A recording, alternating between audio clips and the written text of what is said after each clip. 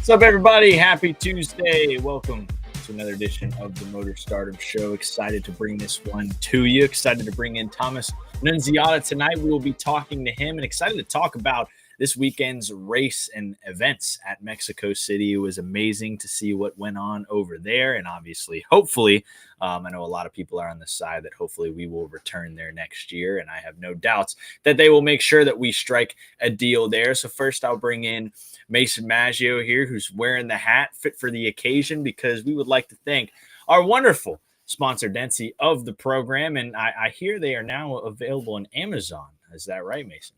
That is correct. Yeah, we're super stoked to announce for my partners and our partners of the show at Densey Energy Pouches that they are officially available on Amazon.com. So with a wide range of flavors, my favorite personally being Chaos Cola, which is my personal favorite. Absolutely love it. You can now get it on Amazon today. Get yours today. Give them a try for yourself. Let us know what you think. And appreciate Densey for their support, not only on the racetrack, but also on the show here with the Motor Stardom Show. Yes, sir. Yeah, we would absolutely love the support from Densey for our show. Obviously, also, we are going to send our love and prayers over to Stephen Malazzi and their family, who will be missing tonight's show. But obviously, we will be keeping him in our thoughts. Hopefully, everybody else does as well. In the meantime, we will have the writer for MotorStardom.com. He was here when we were listening to Ricky Stenhouse Jr. talk some schmack about Carson Hocevar on the show and tell some awesome stories. Chris, welcome back to the show. How you doing, my friend? I'm doing great. How are you? I'm doing good. We're just unpacking what was an amazing weekend at Mexico City. The vibes were immaculate. I would have loved to be there. It reminded me of when I watched Nashville in 2021 when they went there for the first time. And I said, I want to be there the next year. And I was saying that same exact thing, watching everything go on in Mexico. Obviously, logistically, there's going to be so many issues and things going on when the first trip there. I mean, I saw this firsthand at the Chicago street course going there for the first time, and things have certainly mellowed out a little bit since then. Obviously, this year, probably more than likely, possibly the last event at Chicago, but excited to go there. Got a new hat today for the occasion that I can take to Chicago. Gonna be a lot of fun. I can't wait to be there. I was about to say, I thought you were a Rays fan. Rays fan, Chicago blood. It all just mixes into one. The Rays are tracking a little bit better right now, so I'm really excited about that. But Mexico City, fun weekend, short and simple here. Before we bring in our wonderful guest, Thomas Mason. First off, how did you take in the weekend? What are your initial thoughts? No, I thought it was great. The Xfinity race was very, very entertaining, as well as the Cup race. Thought the facility, at least just from seeing, social media, as well as, just watching the race on TV, I thought it looked like an awesome facility. And everybody that I talked to had said the same thing. They said, look, the racetrack itself was awesome. Because, I mean, you had the stadium section, which was such a cool addition to the racetrack that really, it was just something we haven't seen before. And that's something that I really liked, was the stadium section. And it just provided a great racing product. There's nothing better than stock cars on road courses, in my opinion. Always puts on a great show. But no, I mean, I've heard a lot of mixed things, obviously, between the logistics and the travel and so forth. But for the most part, everybody said, man, this was a great event. The Mexican fans were very avid and loved that we were here. And that was something that was really cool to see. And to bring NASCAR into a limelight that we haven't really been in before, particularly with the Cup Series, in a points-paying, foreign race. So that was really cool. Hopefully we can, as things are going to happen, right, with logistics, there's a first time for everything, right? And then you fix it, and then you figure out ways to avoid the chaos. So, but I think as we continue to do that, I think there's definitely more opportunities to not only go back to Mexico, but then that leads into the question of where's the next international race? I know Canada's been talked about, as well as several other places, but, for the future. But I feel like with where NASCAR was at this weekend, I'd call it, for the most part, a success. Broadcast was great on the CW, and Prime put out another banger per usual the last couple weeks, so that was great. But no, I would definitely like to see Mexico come back in the future, and I think I heard there is a very good chance. So, and then I'm just excited to see what could be on the horizon for another international race if it's at all possible. Yeah, 1000%. And how about you, Chris? Yeah, I agree with a lot of that, and I think both sides are working really hard to make that happen. One thing that really struck me was these a lot of these fans that came to the race, from what I was hearing, have been NASCAR fans for years, and this is their first opportunity to see racing in person, or maybe their first opportunity since the Xfinity Series left 17 years ago. So it was really fantastic that these really great, really passionate fans got to experience live NASCAR racing. A lot of them for the first time. I'm really, really happy for those who got something special out of that Daniel Suarez win on Saturday. I can't even imagine how awesome that must have been to be a Mexican fan getting to see that. And then, I think they got a really good show on Sunday with it was one of those rare races where it was a complete domination by the winner, but to me it was still very exciting to watch. So it seemed to me to be that there's a lot more positive to talk about than negative out of our first time there, and I'm excited to see them hopefully return in 2026.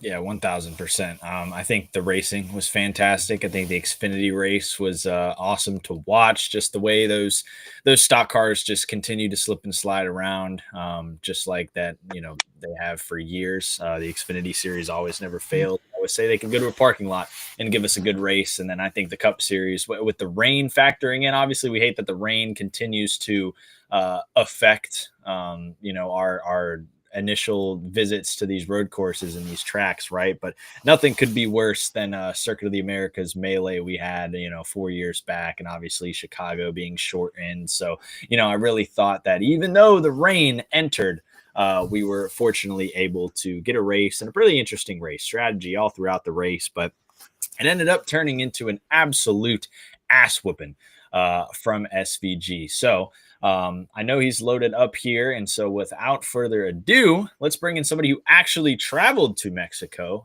this weekend, as long as everything is technologically okay. Mr. Tom Annunziata. How you doing, my friend? How are you? We are good. How was the travels? When did you get back? Did you get back yesterday, today, Sunday? I'm good. You guys see me, or am I zoomed in? We got you. All right, so I'm not zoomed in. It's just my camera. Nah, yeah, it's probably we see you. It might be zoomed a tiny bit, but Yeah, all right, it's fine. It's good. Not bad. It's perfect. Right on the perfect Thomas Annunziata head right there. You're good. All right, you're all set, my brother. So yeah, how was Mexico? When did you get back? Mexico was fun. It was super cool. I mean, I grew up watching Formula One there all the time, so that was an interesting thing, right? To travel at an F1 track. The travel itself there and back was pretty, it wasn't good. I can tell you that. Problems with planes and just a lot of delays. Definitely wouldn't want to do that again. But the travel there and then the whole experience was definitely super, super cool. So, yeah. Yeah, what part of the delays were you on? Like, what did your travel there look like? Because I know there were obviously a bunch of different teams in different situations. Some people got there early on time. Some people obviously were, the cause of everything being pushed back one day. What was your travel like? Well, I know I got there in the afternoon. We had to get there 3 hours early, so we sat in the airport for 3 hours with the other 300 NASCAR members just chilling, and then the plane was supposed to fly out at 2, and it's a free for all for whose seat you want. So we were all standing in a line for an hour because it was delayed. So we actually flew at 3. Then we got in the plane and it was delayed another hour and a half, just sitting on the runway. My one of my guys that work at CFR, their plane blew up. So there, I mean, it was a bit of a havoc. And then just on the way back, it was smoother, but it was just delayed. So definitely that's probably the cons of the weekend. But other than that, everything else is good. Yeah, I feel like the motor blowing up on that plane that I was hearing about, because was that the same plane like Ryan Ellis and all them were on? Yeah, they got sent home. Yeah, that doesn't sound fun at all. I know, Mason. What kind of stories did you hear throughout the weekend of any of your guys that were like on those flights? Not because obviously I lived vicariously through Ryan Ellis's weekend because he continued to post about it and his people were kind of telling me about what he was going through. But I don't know what you were able to hear out of it. Well, I got one story, but it's pretty funny. So, long story short, I was supposed to go to Mexico, and then unfortunately the deal fell through, and the sponsor wanted to go to a different race, which was perfectly fine, understand it. And so, funny enough, as the Xfinity guys are flying back on, I believe it was Sunday, I get a call fairly early in the morning by one of my buddies that is a crew member on Ryan on the Siegs, and he's like, "Hey man, where are you?" And I'm like, what are you talking about? And he's like, "Are you at the hotel? Like, where are you at?" And I'm like, "Hotel? No, I never even went this weekend. What are you talking about?" It's like, "Oh, well, it says your name on the flight log to get back into the States. And we're waiting on you and like two other people." And I'm like, "Well, you can check my name off of the box because I'm trying to sleep back home in North Carolina." So that was a pretty wild story that I was a part of, and they were like, "All right, well, I guess we got to wait on these other two people," which I don't know who they were, but no, that was one of them. And then obviously Ellis was very open about his experience on social media with trying just to get to Mexico, and a lot of guys cutting it really really close on time for practice in the Xfinity series, but. Yeah, I don't think it quite. My story doesn't quite compare to a lot of the other ones that I've heard in the garage area. That's for sure. Yeah, a 1 day show is what you guys were forced into doing. Do you like, Thomas? I know you've spent. I don't know exactly what your days and your weekend schedules look like in Trans Am and what you're used to, but I know a lot of like truck guys and Xfinity guys can be used to like these 1 day schedules where you just show up to the track, you practice, you qualify, and you race all in the same day. Are you a fan of that, or are you more of like, okay, I'd rather it be spread out over a day or two? Probably. I mean, it depends, right? When you're traveling so much, especially when my family's not in North Carolina, so I don't see them. When it is 1 day, it does make it easier sometimes to go back and travel back home and see them. But from a racer perspective, we're showing up to these ovals for the first time is definitely difficult. I thought I've done a really really good job for the time I've had because I don't get any sim time before these weekends, and you just kind of show up to a Bristol or a Nashville or whatever, and I don't know necessarily where I'm going yet. Um, so that definitely, I think for the ovals, I wish there was more time, but for the road courses, it's fair. I think for a small team like us, it would be better if we had multiple practice sessions over the course of 2 days. But everyone has to do the same thing. But I do prefer probably a little bit more time on the racetrack. Yeah, that's fair. Mason, what about you? Do you attest to that? Yeah, I absolutely agree with it. As somebody else that drives for smaller teams, I mean, the more seat time, the better, right? Whether you're, we don't get the resources that these bigger teams have with the simulators and with these bigger teams that have the data, and we can kind of compare and contrast what we have, what we don't have. So yeah, I would 100% say that whether it's road Yep. courses, holes, like It's not even it would close. make life easier. It's not even close. Yeah, I mean, Teams to what us smaller teams have. So yeah, it would make a big difference for us. Yeah. So I'm sure this Mexico weekend, like, did you get to race the Mexico track on like the sim? Did you run it on like an F1 video game? Like, have you ever raced the Mexico track on a video game? Like, was it cool? Like, obviously, I know you were soaking in the fact that you're racing on a Formula One track, and I'm sure everyone was. But did you get like any time on the track beforehand? Maybe Sim F1, wise? maybe F1 2021 or something. I don't Yeah. know. Like that's it. It's not an iRacing. It's not necessarily of course. It's not any of those things. But what I do know is that the bigger teams they have these like you got Chevy, Toyota, and a bunch of those other teams that have these massive facilities and sim sessions where they actually have the car loaded up on the actual sim, and you could set up the car to how it feels on the sim. The drivers themselves get hours and hours of time. So, it's we show up to the racetrack probably how you would show up to the racetrack 20 years ago.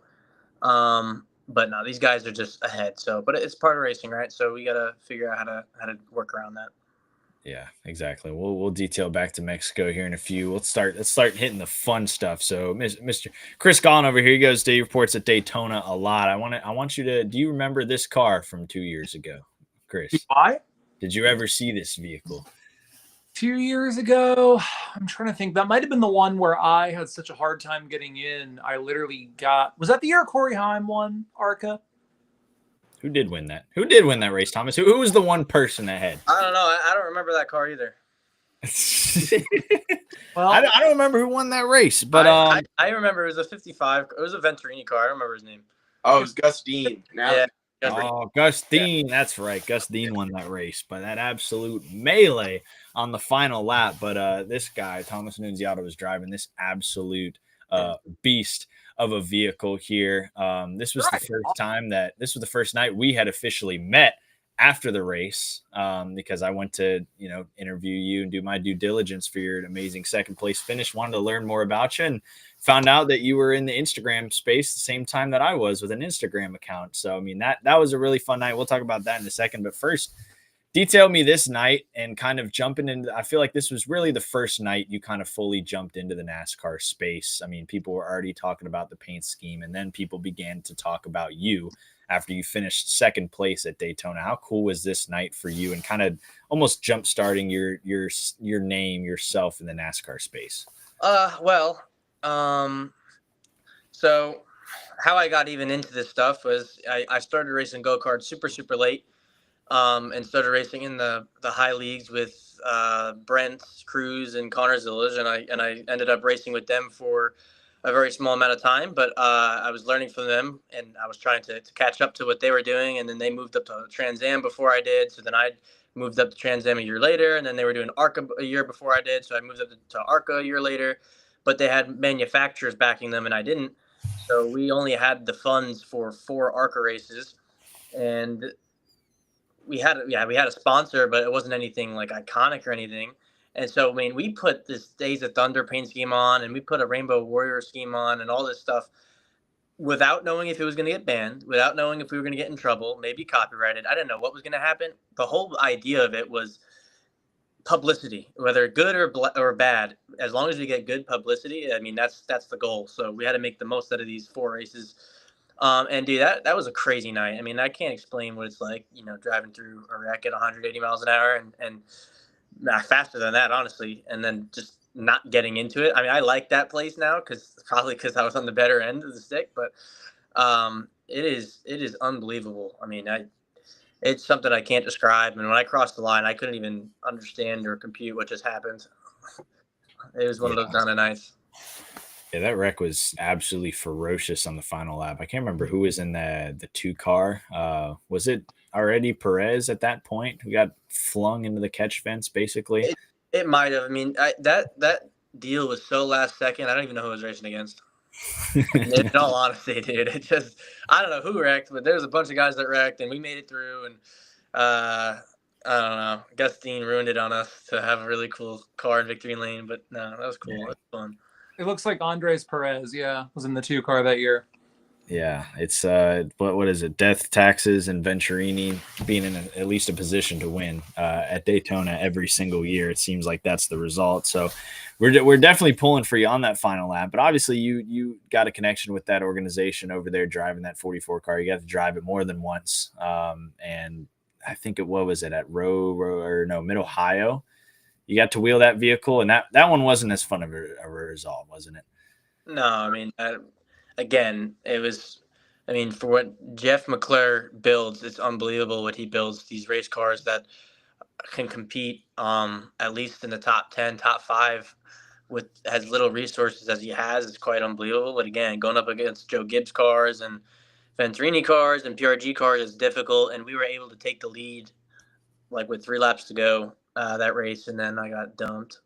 I don't want to say dumped. I got moved out of the way pretty. I wasn't happy about it, but it is what it is. But no, it was cool. Again, like it was the whole. No idea if we're gonna get in trouble for this Rainbow Warrior schemes. I mean, we had the hardcore NASCAR fans yelling at me on social media that Jeff Gordon's scheme was on a Ford. Like no one, some people didn't agree with it. Some people did. It caused some mayhem on the social media. But again, I mean, it made some noise. So that was maybe not as fun of a result, but it was still a good race for I mean, sure. remember People that were mad.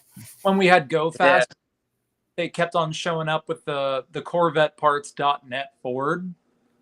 I feel like that's more egregious to me. Dude, you guys could look at my social media posts. There's people like with puking emojis and like, oh my gosh, like with the whole Ford and Rainbow Warrior deal. Some people did not like, and then some people really liked it. I don't know. I don't care. I don't mean, care. I grew up a Gordon fan, and I'm totally fine with it. I think it's awesome. I think it's awesome that people are pissed off. I mean, it's what the sport needs. So good. Yeah, and you were talking a little bit about your background getting into it a second ago, and I've heard you mention multiple times how big your dad was in your racing career, in getting you started from the very beginning. So I'm curious, what kind of coach was he with you? Was he like a tough coach getting going started? What was his like method of support, so to speak? What was his demeanor? He's the type of dad that'll do absolutely everything to get their children to where they needed to be, and thankfully he has. We don't have like $1 billion money, but we had enough to get myself through the door over the last couple of years, right? So he's that way, but he's also, best way to describe it is maybe Joss Verstappen.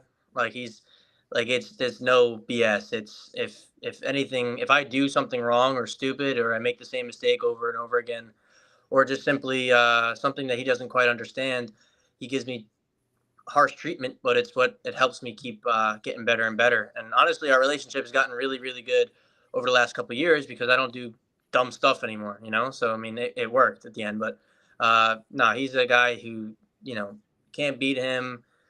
Super confident in his ability, and he put that into me. I would say so. Yeah, that's the type of dad he is. Yeah. Sounds like Father Maggio. Yeah. A little bit. A little bit, yeah. I mean,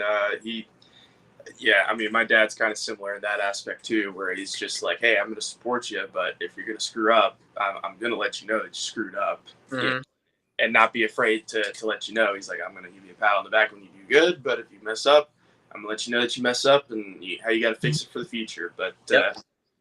With that being said, you've mentioned, your various background, with doing different types of racing, coming from primarily a road course background and transferring over to the stock car world where you're not only doing the road courses, but you're doing short tracks such as Martinsville and Bristol for the first time, Nashville, which is in a sense kind of like a happy medium where it drives like a short track, but it races almost like a mile and a half. Aero is a big factor in it. Kind of talk to us a little bit about that transition going from, a road course racing background primarily to, learning these oval tracks in the Xfinity Series for the first time, and that transition.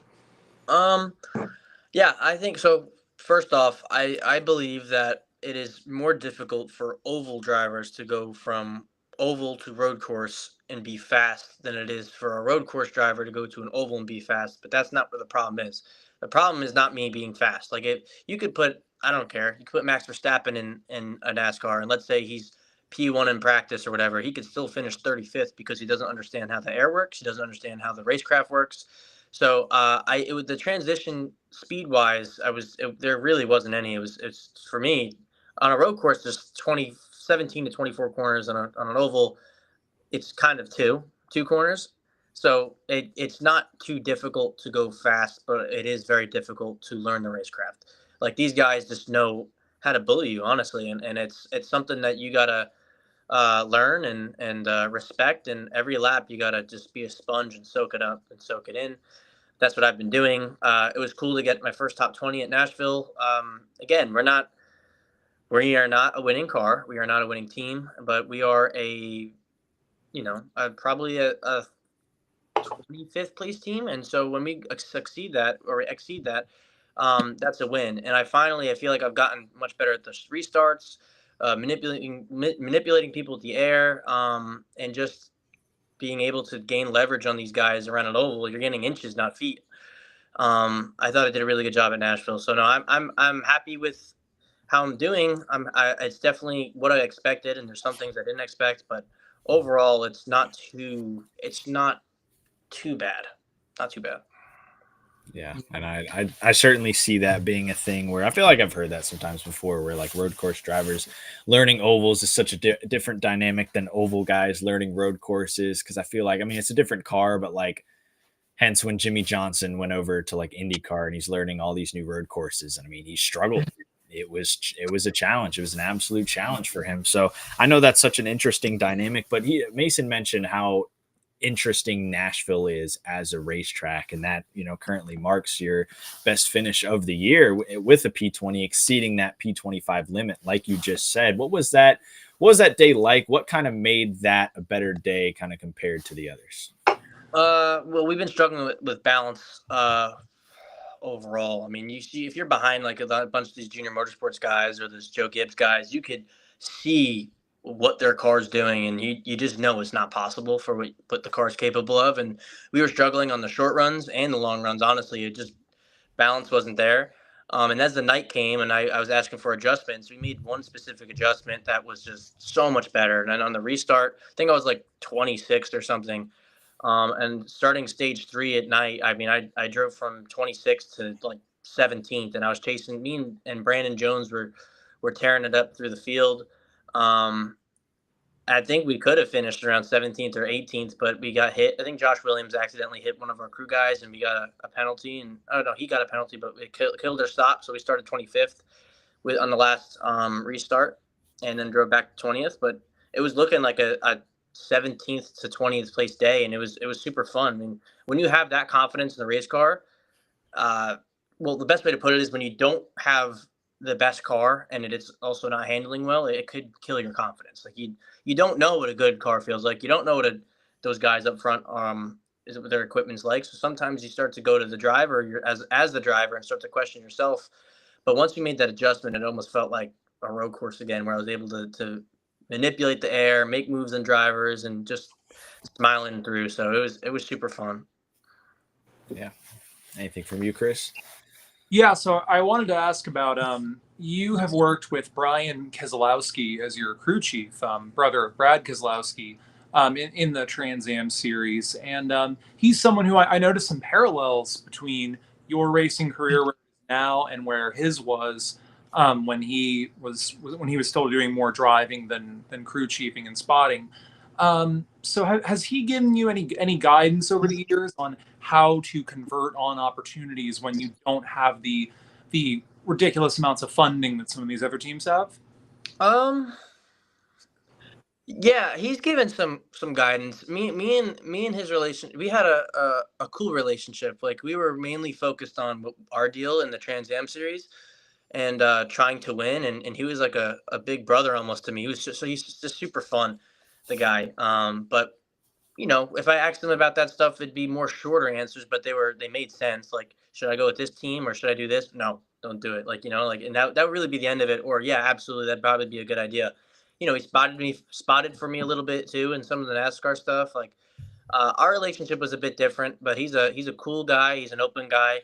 But I honestly never got to talk to him fully about that stuff. It's probably a good idea too. Yeah, and then one last thing that I wanted to touch on. My number one, I have to shout out my grandmother, my nana, who's watching. She is Italian, and she heard your name that I was going to be talking to you, and just lit up, happy about that. She loves seeing Italian names in NASCAR, so she's watching right now. I saw you grew up in like New Jersey, New York era. In different websites actually said different things on that. I don't know how long you stayed there, but how did you get into racing when you're still in that part of the country, or did you have to like move kind of further south before you went into that space? No, I mean, I literally moved on my own to North Carolina like 5 months ago. I've been in New Jersey this entire time. I've grew up here. I never moved in my life. This is where, you know, my family's all from New York. Um, and then they came down here in New Jersey, and then they had me. So, yeah, I've been traveling from here, but ever since getting more involved with the NASCAR program, you have to be in North Carolina to talk to the team, mesh with the team, and really grow together as a team. So, more opportunities are down there. But yeah, I've been here my whole life. Yeah, big New York guy is Chris Gollin as well. I've never been up there. I'm hoping to hit it in the next few years, go to Jersey or New York, somewhere really up there north. What's your biggest advice for me as a tourist trying to go up there? Biggest spot to hit, food places. I'm a big food guy, you know. You got anything for me? Well, wait, RJ's from Chicago, so he gets to eat real pizza. Family's from Chicago. I'm not officially from Chicago, but you know, Chicago guy here. I would say the pizza's good. If you come down here during the winter, make sure to bring a jacket. It does get below like 10 degrees most of the time. It's pretty terrible. I don't know, man. There's not much. I mean, if you go near where my house is, like I'm in like one of the oldest parts of New Jersey. Like there's still houses built from the 1600s, 1700s. I'm in like farmland, so I don't know. I guess turn your phone off and look out the window for a bit. That's really it, though. The pizza's really good here. The drivers are, they're a bit erratic, us New Yorkers. But that's really it. It's I don't know. I guess you could say I don't really get out much either, so I don't really know much. Do you think you race like a New Jersey, New York, with a New Jersey, New York driving style? Yeah, sure. We could put it that way. Yeah, and I think further down my career, especially when we have a bunch of opportunities to win at the front of the field, I think more and more people will see that. But yeah, for those who know. Okay. And are you going to Chicago? Yeah. You gonna be in the saddle? Yeah. Okay, so maybe we'll get some deep dish pizza while we're up there. What do you think? I'd be down. Yeah. There you go, deep dish pizza. There we go. All right. Yeah, there's trust me, plenty of spots around there. I don't know if you've ever been to downtown Chicago. Have you or no? I have. It is a mess, but yeah, a little bit. Race weekend mainly. Yeah, we'll make the most of it for sure. So we'll convert this over to our segment where we let the fans chime in and get to ask you a question here on the show. And they're presented by who, Mason Maggio? Densi Energy Pouches, the one. Oh, yeah, baby. So we have a question here from Southeast Speed Scene. He says, what has the move been like from doing primarily Trans Am racing to NASCAR racing? Much different, actually. And Trans Am is like the Formula One of stock car racing. I mean, you can't, if you hit someone the wrong way or you move someone off the racetrack, it's not even a 5-second penalty. It's 45-second penalty. I got a 90-second penalty 2 races ago. So yeah, you don't want to do that. So it's more respectful, I'd say, the racing. And the cars were lighter. So obviously it's basically a light model for a road course. But the cars are 2,800 pounds compared to a NASCAR that's 3,400 pounds or 3,600 pounds, whatever it is. Much lighter, and we have more downforce. So that's really it. We are probably around 2-3 seconds quicker than a Xfinity car around a road course. But yeah, no, the competition is good in that series, very good. You got like Rafa Matos, who's an IndyCar driver. You got GT3 drivers, NASCAR drivers who are there. Mozak comes down once in a while. When you go to NASCAR stuff, I mean, it's completely different. You want to just kill everyone. Everyone's just bumping into you, driving you off the racetrack, people crashing everywhere. Like it's a lot different. And then when you go to the Trans Am stuff, you got to hone it down a little bit to make sure that you are more respectful. Yeah, they look like a lot of fun though, right? Yeah. Like I feel like that's what I've heard is those cars are like very, very fun to drive at majority of the racetracks. Is that would you say that is correct? They are much faster than an Xfinity car. Like compared to an Xfinity car, the Trans Am car is a lot lower too. There's a lot less travel with the suspension, so it's very darty. It's almost like a go-kart, and it's got downforce and it's fast and the moment you turn it, it goes. It's not one of those sloppy like boat things where the Xfinity car rolls over itself. But yeah. That's been a bucket list race car for me to drive is the TA2 cars. I don't know. Every time I watch a race, they just look like so much fun, like you said, with the lightweight. You can kind of throw them around. And on top of that, the racing is really good when you really pay attention to, throughout the field and seeing them going on, historic tracks like Sebring, Road America, and then even doing a couple of the street course races. I remember a couple of years ago when Nashville Grand Prix was there with IndyCar. Trans Am was also there with the TA2 cars racing around the streets of Nashville. So definitely a fun series to pay attention to. And Seeing all the different veterans too, as well, coming from different backgrounds, that's unique in itself as well, from guys that are, trying to get up to the NASCAR rankings, or, former sports car, IndyCar guys, open wheel guys, going and doing that. So it's pretty cool to see the different characters and the backgrounds in the field as well. Yeah, and the best part about it is when you go there, you don't have to worry about your race ending or your car being destroyed by someone else. The only way that happens is if you do it. So it's completely up to you whether or not you want to build the car back up or not. But yeah, it's fun.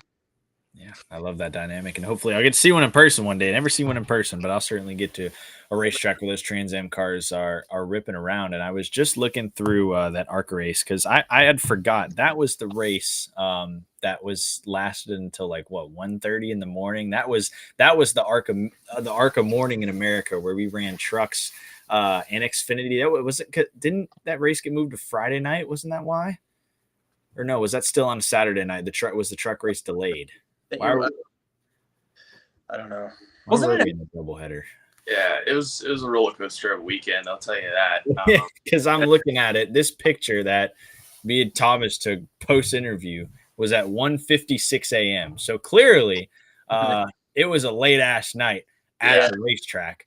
But it was so funny how that all happened. Thomas, explain to us real quick. Me, as an Instagram guy, obviously I started an Instagram page probably 2015-ish, 2016, and just posted NASCAR content. And that is, the gateway, what has led me to being here today and all the stuff that I've been able to do. And you kind of had a similar path as well, just kind of building an Instagram page, posting content. What was that like? All the people that you got to meet and being able to kind of like tell that story, like, hey, I was one of you guys out there just running an Instagram page long ago. Yeah. Believe it or not, it didn't help me get to this racing thing. I started it in 2018, and I started racing. I started liking cars and started getting into go-karts 2015. I didn't actually start really racing go-karts till 2020. Yeah. I was racing around a parking lot in 2015 to 2019. But I don't know. I was always fascinated with having my own army of people. Like I'd see on social media, like these big accounts that would post something, and all these people would interact with it. I don't know why I really wanted to do that. And so I started in 2018, posting old NASCAR stuff, and I just continued to do that for the next 4 or 5 years. And honestly, I mean, I haven't done it. I haven't continued it in the last 2 years. I stopped doing it a bit to focus on my stuff, but I don't know. I just found it very intriguing, and I got people like Mark Martin, Dale Jr. Commented a few times. Mark Martin now follows my racing career. Ken Schrader, Casey Mears, Stewart Haas Racing was following for a bit. Chase Elliott's been there. Clint Boyer, like a lot of these race car drivers know who I am. Kenny Wallace follows my career now because of that. Because I was promoting my actual racing account at a certain point on it. So I think that's probably the coolest stuff part of it. But no, I'm not too active on it anymore. But yeah, it helped. It had its fair share of help for sure. Yeah, the army stuff is cool. It's an interesting take, because like I feel the same. Like, I mean, it's true. Like when you post something, and and of course I'll admit when you post something, there's sometimes you send something out and you're like, this will just be mellow, and there's sometimes where I send something out, I'm like, boy, they're gonna have some fun in the comments on this post. You just know when certain things are gonna. I feel like it's more when you're posting stuff in the headline news industry, some people are gonna go crazy to certain things compared to not. But no, they don't understand the lore, man. I mean, in the specific times when the post, you're comparing specific posts to other accounts. Like, I'm sure I compared my account to yours at some point and other ones, and just like, he posted this, I'm gonna post kind of the same thing, but maybe try to add some more cooler stuff. And then sometimes it flops, sometimes it do good, mess with your mood a little bit. But yeah, it's time consuming, and I'm sure you understand all of that. So the fans don't, but the damn algorithm too. The algorithm changed all over the place. I mean, they change it. I mean,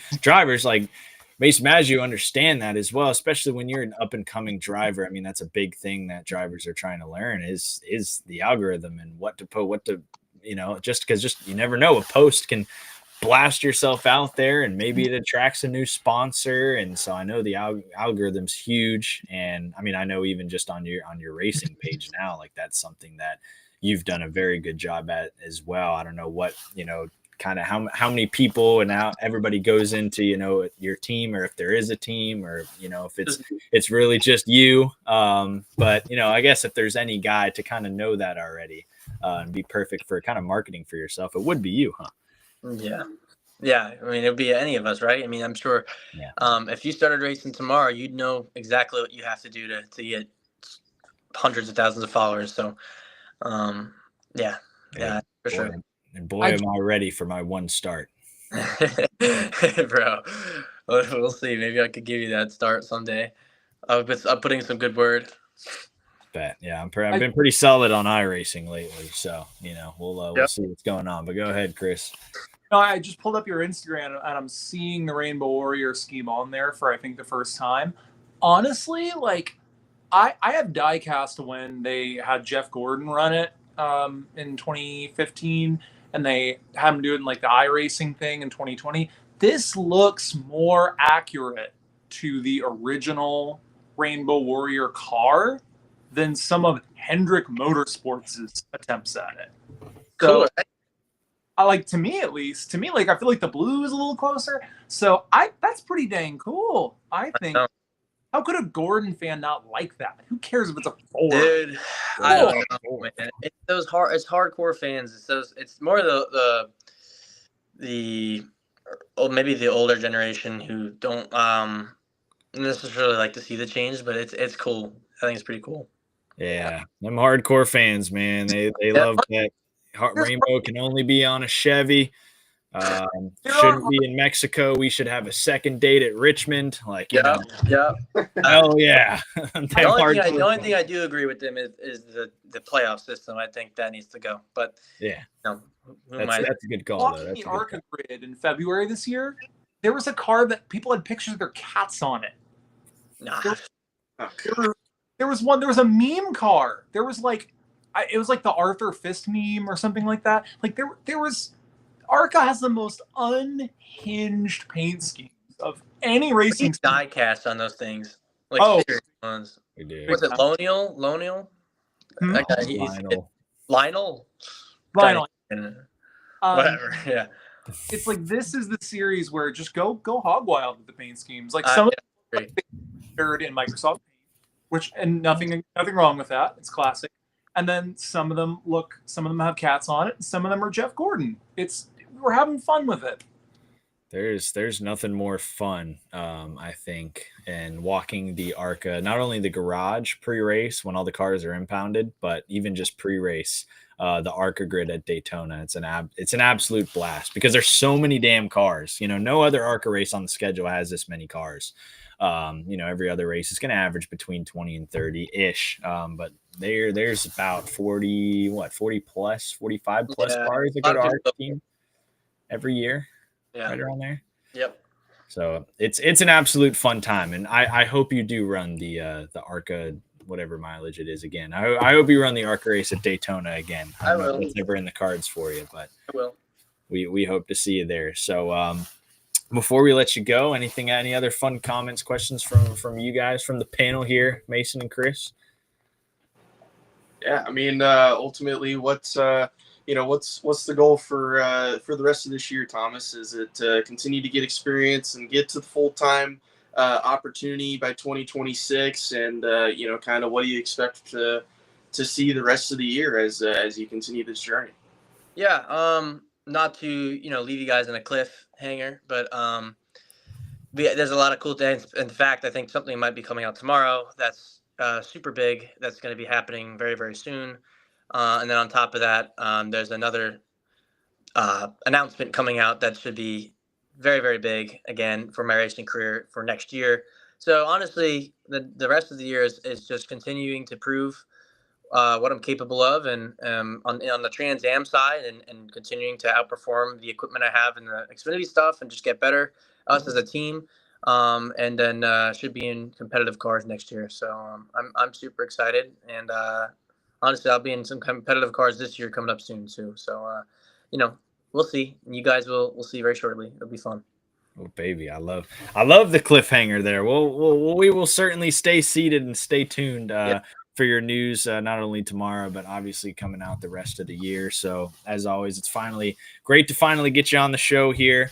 I know Steven was really excited about getting you on here. We know you guys have known each other for a while. So apparently, I guess we learned last week, started on the same row at Pocono last year in the Xfinity Series race is what he said. Yeah.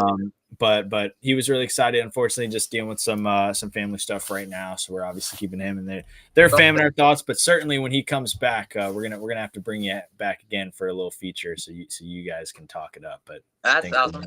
There should be more to talk about anyway next time. But yeah. Oh, 1,000%. So thanks so much for joining us, man. And we will see you soon. And I'll see you in Chicago. All right, appreciate it, guys. Thank you. Yes, sir. And that was Thomas Annunziata. He will be in that number 70 car for a handful more races this year. And as he said, he's got some fun announcements coming up down the road. So I am working the phone here because we do have a little news drop here. I guess we can talk about a little bit. Spire Motorsports has fined Carson Hocevar $50,000 because of his comments about Mexico on the Twitch stream. If you haven't seen it, or NASCAR, Spire Motorsports, the organization, has fined Carson Hocevar $50,000 for his comments on a Twitch stream, which I can't remember exactly what the exact quote was. Stardom.com, I wrote about this. There's a good plug up for you. Oh yeah, there we go. So yeah, Spire Motorsports is the one that pulls the trigger because I don't think NASCAR was going to, obviously. And they kind of make a disciplinary action here. He basically was on stream just saying this was before the weekend. I can't remember if this was before the weekend or during. It was before the race. Yeah, it was before the weekend, from what I understand. But I mean, yeah, it's there's not really a whole lot to say other than just in general, right? We don't speak on anything that we don't have any knowledge about, right? I mean, that's the only thing that you can really say about that. And unfortunately, Carson's comments had kind of led into the factor of hey, this came across very, very wrong, and it did upset some people, and it's just something that you got to consider. You got to consider, be optimistic, especially with an event that NASCAR is really trying to put out there and be able to hopefully work towards more in the future. And, let's be honest, Carson Hocevar is becoming a star of the Cup Series. When you have one of your Cup stars talking bad about an event that you're about to have, before he even gets to the racetrack and before he even gets to experience it, see it, embrace it, whatever, that's not a good look for the sport. So, it's that Carson is going to be a superstar moving forward. I think it's just a matter of him being able to control his comments and, being able to move forward with that. But, I mean, good on Spire Motorsports for doing that and taking initiative and saying, hey, you're our guy, but we can't have stuff like that, interfering with future events and so forth. But yeah, it's definitely not what you want to hear when you're going to a brand new venue, especially before you even get there. But it's just a lesson in his career that he's just going to have to learn as he continues to grow. Yeah. I went back to my own writing actually to where I wrote down the quote of what he said. I'm allowed to cuss on here, right? Yeah, you can go for it. All right. He called it a shithole. Whoa! All right, no, I'm just kidding. No, that's the only part of that was really questionable. The rest of it, he had some complaints about the travel situation, about the sort of the environment they were in. He said he felt like he was locked down and couldn't go anywhere. This is all subjective. He wasn't the only one saying that. But I think what you're seeing here is a guy who's 22 years old. And that's still, I mean, to me, that's young. I'm 27. He's very new to having this level of a spotlight. And he puts himself out there. He does these Twitch streams that no one else is doing in Cup. And that's great. That's fantastic that he is going on these platforms and making himself and his personality accessible to fans.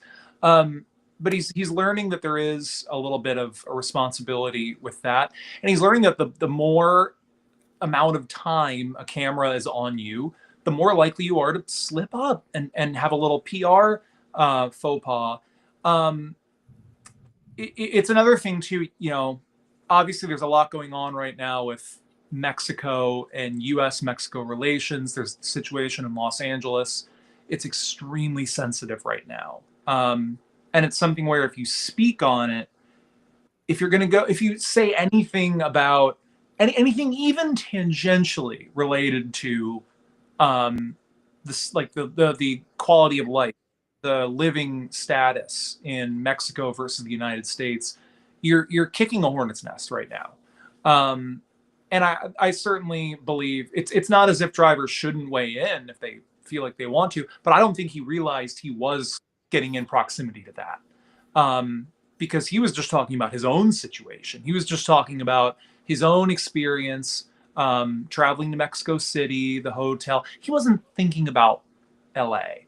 But the fact is, it's going on. It's very sensitive right now in the news. And when you have, when you're this public figure like Carson is now as a rising Cup star, it's just something you got to be mindful when you get anywhere near something like that.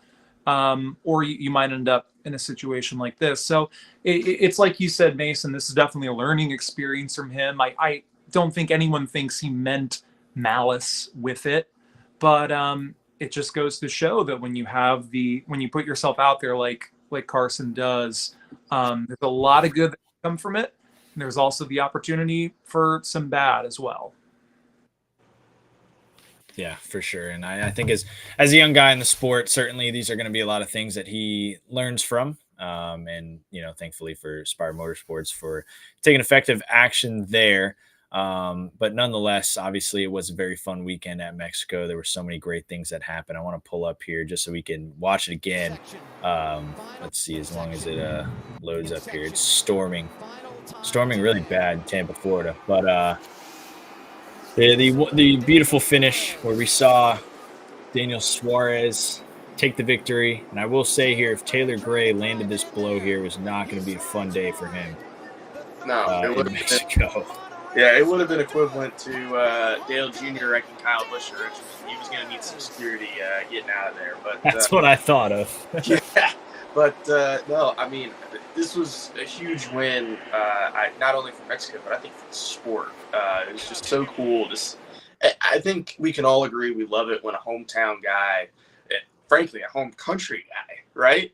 It gets a win in their backyard. So that was really cool to see. And like we talked about earlier, Xfinity Race put on a great show per usual. The fact that he won in the backup car, I mean, that was impressive too. And what was basically just throwing it all together and saying, hey, Daniel, let's work with what we got. And what they had was obviously really good. So kudos to Junior Motorsports, Daniel Suarez, and that whole 9 team for getting the win and for striving to put that backup car together and obviously put on a show for the fans. And it was cool to see him get a win at his home track.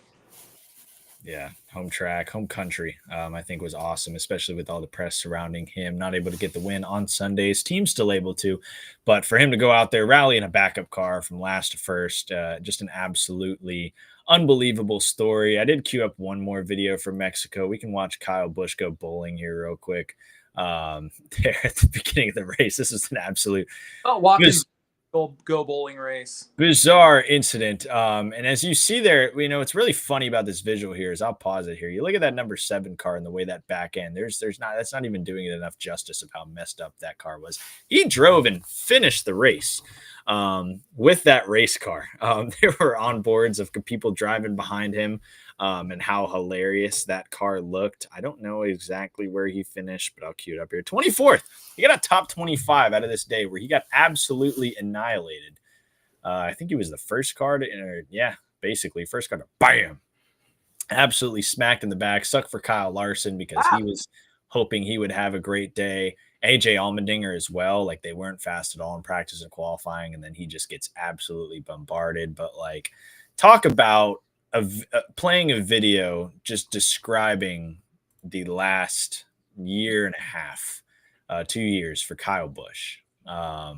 I keep thinking the win eventually is going to come.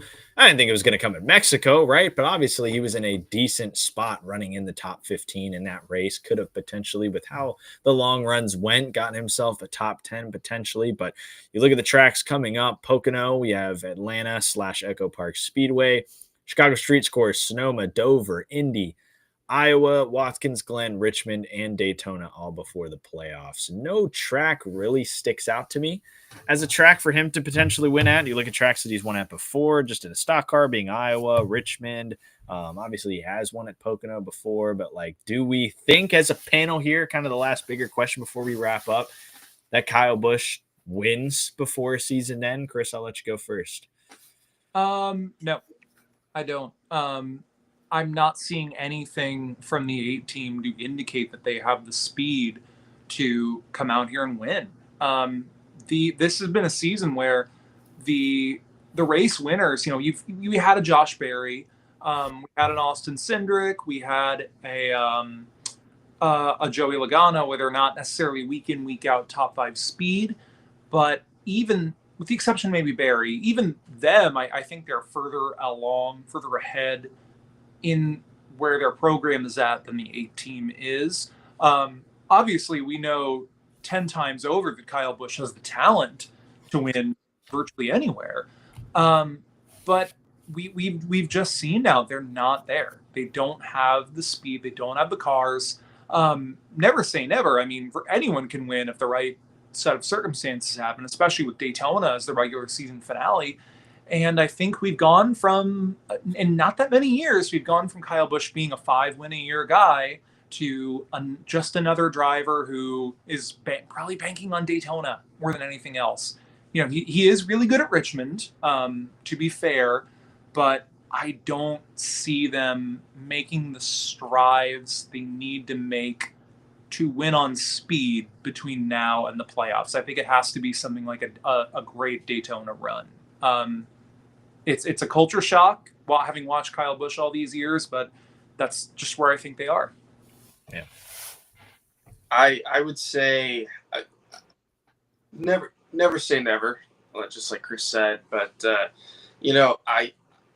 I don't think the playoffs are in the picture in all honesty with Kyle, and that for me that's crazy to say, just considering he's obviously one of the best that the sport has seen, especially in our generation, without a doubt. But I just don't see it in the cards that he's gonna be in the playoffs.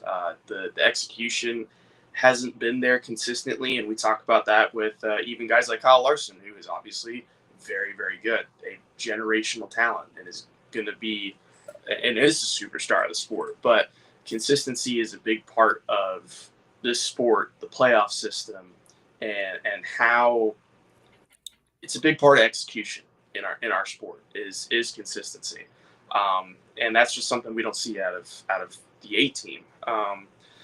I think until they can figure that out, they're probably going to knock on the door way more. But as of right now, I'm not seeing that. Very rarely do I really see Kyle Busch in the picture and think, man, he's got a really good car today. He's got a good shot if we can get a good pit stop, whatever. But it just seems like it's one thing after another with Kyle and the 8 car. Something's got to change. Something's got to be figured out in order for them to go from point A to point B. But it is definitely a little crazy to think that, man, Kyle Busch is probably not going to make the playoffs again this year. But I would like to see him get a win, just because of the fact of, like, hey, he's been struggling. He's been, busting his butt to try to get to that point. But I don't see a playoff run in the future for Kyle Busch. Yeah, especially with the potential of winners, I think that can come from this summer. Certainly unpredictable. Obviously, we already saw one person fly himself up the grid and change that playoff picture, and I don't think that's the last time something like that is going to happen. I wouldn't put it out of the question for somebody like Brad Keselowski for a season that he's had to win and point himself into the playoffs and move that cut line down again. So certainly everything's unpredictable. When you go into a summer stretch here where we have multiple road courses, multiple super speedways, it's going to be interesting to see how things end up. So we'll certainly have a lot to talk about again next week after Pocono, the Tricky Triangle, last race for Prime Video. Very sad, but then we will be moving over to TNT, which kind of has about half the same crew, same broadcast crew. We'll see kind of what their broadcast is like. Not the same freedom as streaming that we've had the luxury of having for the last 5 weeks with our time frames, but certainly going to enjoy the Prime broadcast this week. As far as next week here on the show, we don't know exactly who we're going to have, but it could be Brennan. Right now, Brennan Poole will probably join us. Taylor Gray may slide in as well. Was also talking to Thomas Annunziata's teammate Leland Honeyman Jr., possibly coming on here once in the next few weeks. And a quick shout out to Brennan Poole as well, who will be going cup racing this weekend. So what a better time to bring him on as he goes back into a next gen car, driving the 44. You know, when I first saw this announcement, I got really excited. I thought it was Alpha Prime Racing, like doing a little technical, you know, which we can just consider it that. We can just say Tommy Joe Martins is going cup racing here with NY Racing, and we can be all fine. But nonetheless, it was amazing to have Thomas Annunziata on the show today. We don't have Steven here to kind of do the outro we do every show, but I'll try and man it the best I can. Does he start with himself, or does he go around the table usually? I think he starts with himself, then he goes. Okay, yeah. Okay. I'm RJ Starksvik, owner and founder of Motor Stardom and the Motor Stardom Show. We got Mason Maggio over here. He drives in the Xfinity Series and the Truck Series occasionally. And that right down there, that's Chris Collins. He's the editor-in-chief of MotorStardom.com. Joins us occasionally, and it's a lot of fun when we have him here. So, thank you guys for tuning in this week. Great episode of Thomas Annunziata. Next week, we will be joined by Brendan Poole and maybe whoever else decides to slide in. So, thank you guys for tuning in. Without further ado, we will see you in 7 days' time. Thank you very much.